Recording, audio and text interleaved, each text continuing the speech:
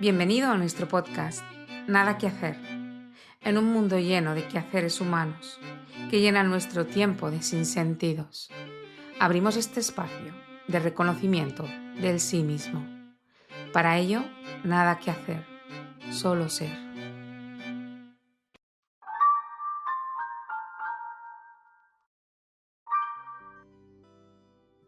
Queridos oyentes, bienvenidos al podcast La Última Pregunta, en el que hoy vamos a compartir acerca del nivel de conciencia que se conoce como pena y sufrimiento, que calibra en 75. Este es el nivel de la tristeza, el dolor por la pérdida y el desaliento. El nivel de cuando sentimos que las cosas son demasiado difíciles, de nunca llegaremos, de no amamos ni somos amados. El nivel de pensamientos tales como todos estos años desperdiciados para nada. En este nivel predomina el sentimiento de tristeza, de pérdida y soledad. El sentimiento de si tan solo esto o aquello fuese así o asá. El lamento, la sensación de abandono, dolor, impotencia y desesperanza. Nostalgia, melancolía, depresión y anhelo. La pérdida irreparable, el corazón roto, la angustia, decepción y pesimismo. La pena y el sufrimiento pueden ser precipitados por la pérdida de un sistema de creencias, una relación, una capacidad o función, una esperanza sobre nosotros mismos o una actitud general hacia la vida. Es el sentimiento "nunca voy a superar esto". Es demasiado difícil. Lo intenté, pero nada me ayuda. Hay una sensación de gran vulnerabilidad ante el dolor y el sufrimiento. Y por eso se percibe una gran cantidad de estos en el mundo externo. Y de esta manera reforzar y justificar el propio sentimiento interior. Existe un llanto para que alguien ayude porque no podemos hacer nada al respecto. Y creemos que tal vez alguien más puede hacerlo por nosotros. Esto está en contraste con la apatía, de la que hablamos en el episodio anterior, donde hay la sensación de que nadie ni nada puede ayudar. Para la mayoría de las personas es inevitable experimentar este nivel en algún momento de su vida. Lo habitual es que no solo sea en algún momento, sino en varios, o más habitualmente en muchos. Y quienes permanecen en este nivel durante mucho tiempo acaban viviendo una vida de constante lamento y depresión.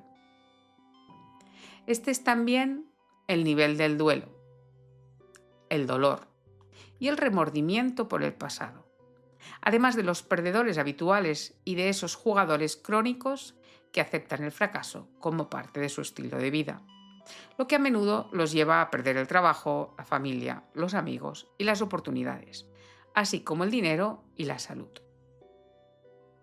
Como hemos dicho, en este nivel la persona percibe tristeza y sufrimiento por todas partes, en los niños, en los ancianos, en los desfavorecidos, en los animales, en el medio ambiente, en el mundo en general, e incluso la vida en sí misma se percibe como tristeza.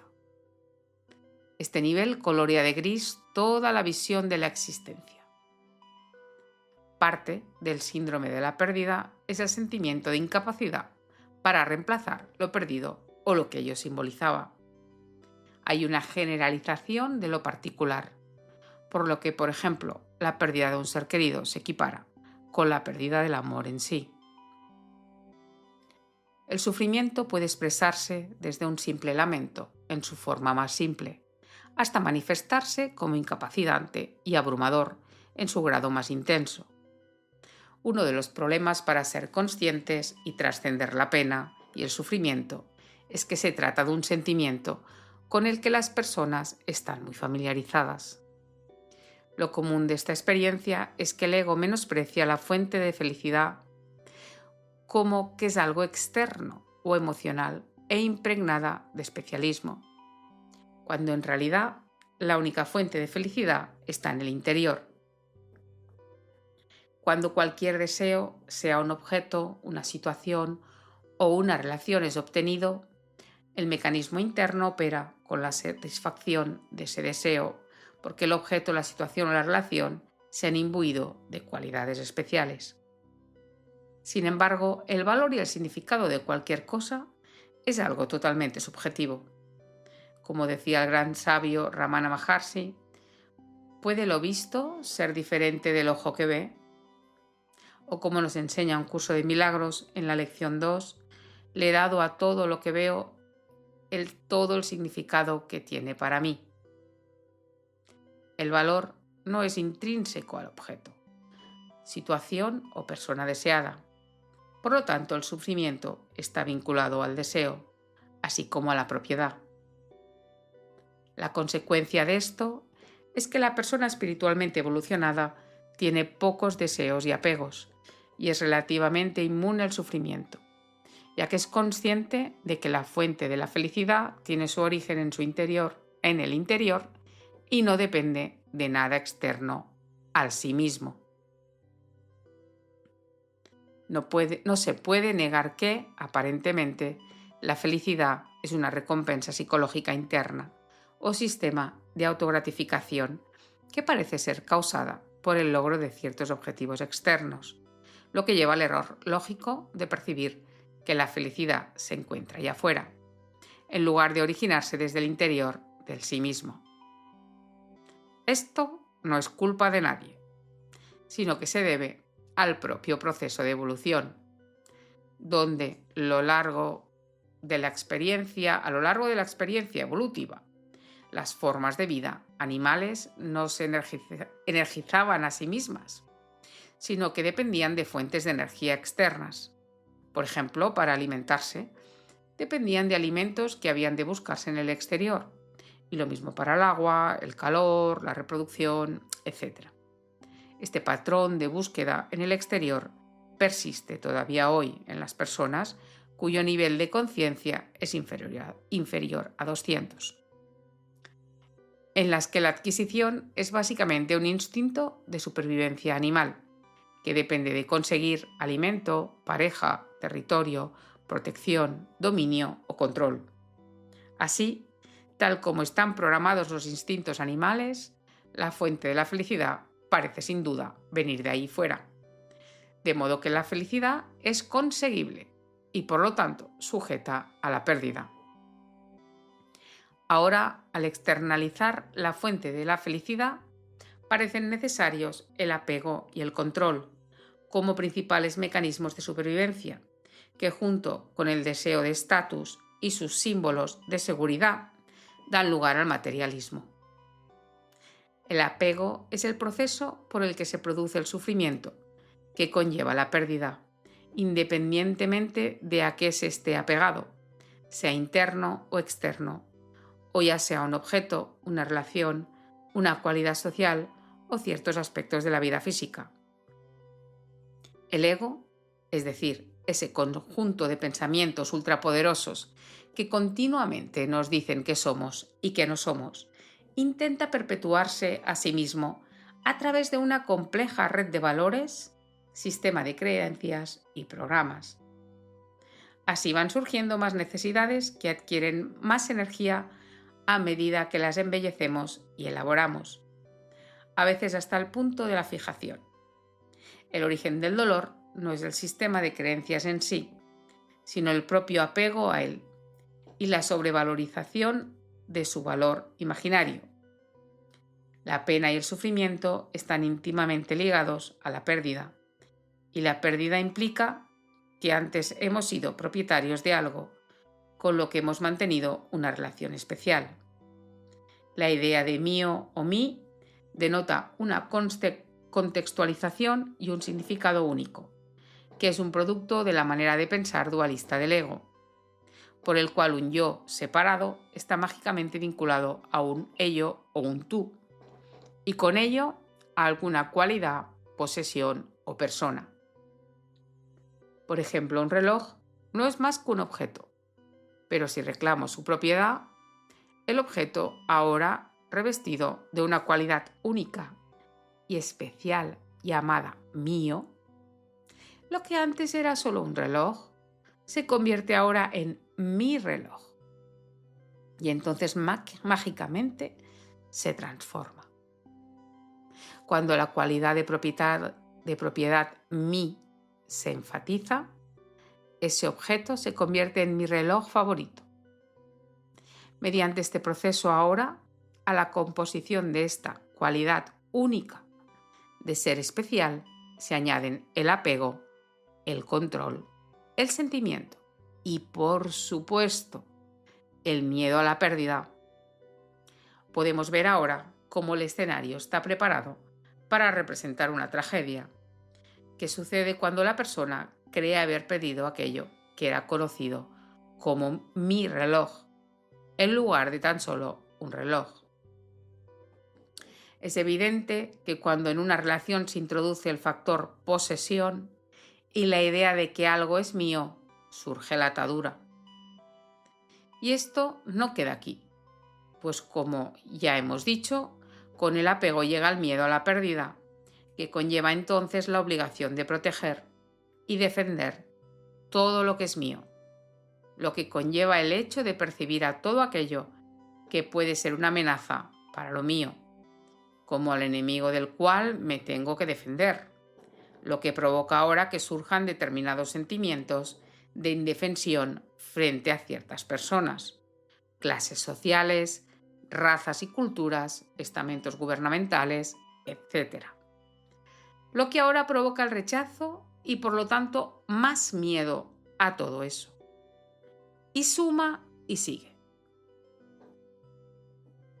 Cuando sucede la pérdida, es tan evidente como legítimo que el suceso no es bien recibido. La pérdida altera y el suceso es emocionalmente intrusivo. La reacción inicial puede ser tanto de shock como de resentimiento y enfado, e incluso de incredulidad, periodo conocido como negación. Y la tormenta emocional que se produce demanda demasiada energía y atención en un momento en el que nuestra energía es baja. Cuando la pérdida es inesperada, aparece también el temor a la pérdida de control. Cuando algo inesperado altera nuestra vida, genera ansiedad por la necesidad de realizar un ajuste forzado que puede requerir decisiones importantes que no estaba previsto tomar. Hay que tener claro que todos los aspectos de la vida humana son absolutamente transitorios, por lo que aferrarse a cualquier aspecto traerá con el tiempo sufrimiento. Sin embargo, cada incidente conlleva una valiosa oportunidad de crecimiento y un periodo para reevaluar la vida y buscar en el interior la fuente de la felicidad, lo cual está siempre presente, inalterable y no sujeta a pérdida o a estragos del tiempo. El sufrimiento y la pérdida, al igual que cualquier situación estresante en la vida, puede ser vista como una oportunidad valiosa de crecimiento y un momento para la reevaluación de los valores y metas. Con la intención y actitud adecuadas, es posible soltar todos los apegos, incluyendo los sistemas de creencias, pudiendo así evidenciar y experimentar que la fuente de la felicidad emana del interior. La práctica espiritual de no resistencia y entrega es sumamente efectiva para tratar la pérdida, pues una persona espiritualmente orientada valora todas las experiencias de la vida y ve cada una como una oportunidad para evolucionar espiritualmente. La técnica de procesamiento incluye varios pasos que dependen todos de la voluntad y la capacidad de entrega, que podemos resumir así. En primer lugar, permanece en el sentimiento y mantente enfocado en él de forma inquebrantable. Date cuenta de que todo dolor se debe a la resistencia. El sufrimiento por una pérdida se debe al apego y a considerar que algo o alguien es especial. En segundo lugar, debes tener la disposición total para sumergirte y rendirte a los sentimientos de forma total, sin evitarlos en absoluto. Date cuenta que vienen en oleadas y que rendirse a las más intensas tiende a reducir su intensidad emocional. En tercer lugar, pide ayuda a Dios si sientes que la situación te supera y entrega la voluntad personal, es decir, la voluntad egoica, a Dios. Es de gran ayuda para ello repasar y meditar en tus textos espirituales favoritos.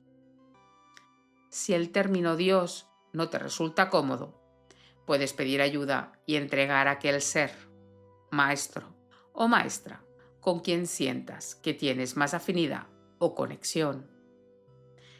Y por último, debes tener total disposición a soportar y sufrir el proceso. Si no te resistes, se procesará por sí solo y llegará a su final antes de que te des cuenta. Aunque el sufrimiento por la pérdida puede haber sido provocado por un evento específico, en realidad las dolorosas emociones del apego han surgido de múltiples fuentes a lo largo del tiempo, y es posible que bajo la superficie haya más de ellas de lo que pudiera sospecharse en un principio. Así, cada pérdida representa en realidad a todas las pérdidas, porque la experiencia es la pérdida en sí misma, y no solo el suceso en concreto que la trajo a la consciencia. El valor que atribuimos a aquello que deseamos refleja no lo que aquello es en sí mismo, sino lo que simbólicamente representa para cada uno de nosotros en particular. Ver más allá de lo particular y concreto y percibir su esencia facilita la retirada del apego y, por lo tanto, difumina tanto la intensidad del deseo como la importancia de la pérdida. Es importante ser conscientes de que solo valoramos cada cosa, persona o situación que consideramos importante porque representa una cualidad más abstracta. Así, el sufrimiento por la pérdida no es tanto debido a lo particular, sino a un campo de conciencia atractor del que es una representación simbólica.